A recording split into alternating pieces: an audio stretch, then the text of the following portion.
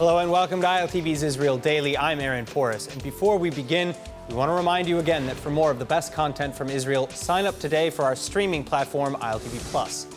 Now, coming up in today's newscast, Iranian hackers shutting down several Israeli government websites, reportedly in retaliation for a number of Israeli operations. Meantime, Israel's still trying to establish meaningful negotiations between Ukraine and Russia as the invasion nearing the end of its third straight week.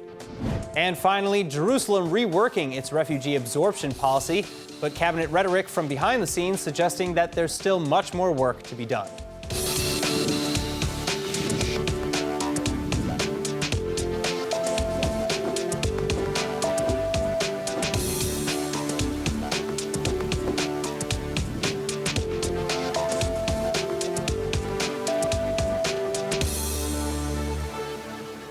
Our top story tonight, several Israeli government websites going offline for an hour on Monday evening in what the National Cyber Directorate is calling a large-scale Iranian-aligned cyber attack. With me to discuss is former Deputy National Security Advisor in Israel, Professor Chuck Freilich. Professor, it's great to have you with us again. Now, this cyber attack, as well as the missile strike against supposed secret Mossad bases in Iraq earlier this week, reportedly in retaliation for alleged Israeli attacks on Iran's nuclear facilities and military drone fleet. How concerned is Israel over these attacks? Well, certainly quite concerned. I think the cyber attack, on the one hand, was rather extensive. It may have even been the most extensive attack to date, but it was a unsophisticated one. It's what's known as a DDoS, distributed denial of service attack. It's one of the simpler forms, and it was deflected rather quickly. Most of the sites were off for minutes, or well under an hour, and no damage was caused. So on the one hand, we can say, if this is what the Iranians can do, I think they can probably do more. We didn't see it today. And the question is whether how concerned should Israel be? I mean, as you said, if this is just the start. Well, it's not a start. There's been this ongoing round of attack and counterattack. It's been going on for quite a while.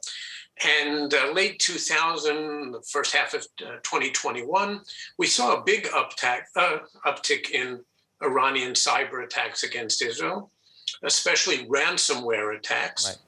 And there's been an uptick again recently.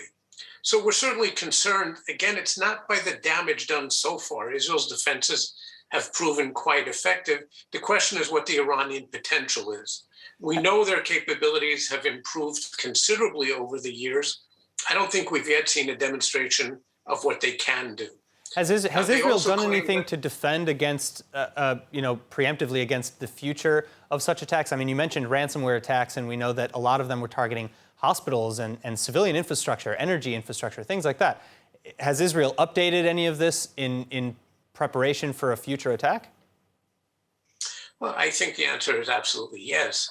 Israel built an entire cyber defense system over the last decade. The National Cyber Directorate that you mentioned was established in 2016, the culmination of a number of cabinet decisions between 2011 and 2015. And the INCD, as it's known, is doing an effective job. There's no doubt about that. The question is whether it's quite as effective as necessary. Is the fact that the attacks happened yesterday an indication of failing, or the fact that, well, it was only a few minutes of disruption, actually quite a success? I think that answer remains to be, to still be given. Well, I mentioned earlier, of course, the Iranian ballistic missile attack in Erbil, Iraq, which was supposedly targeting Israeli bases, though they didn't provide any evidence for an Israeli base being there. However, a U.S. consulate and an airport where the U.S. is leading a mission against ISIS in Iraq is there. Why isn't the United States responding more forcefully? Well, I would give three answers to that. Ukraine. And the third one is we know that the U.S. has been retrenching from the Middle East for quite a while now. It started under President Bush, actually, continued under Obama and under Trump, and today under Biden. The U.S. doesn't want to get bogged down in the region, especially over minor incidents. And they claim that the U.S. consulate was not the target of the strike. We don't have any evidence that I know of to indicate to the contrary. To watch full episodes of ILTV's Israel Daily and tons of other content from Israel, visit our website at iltv.tv or download the ILTV Plus app.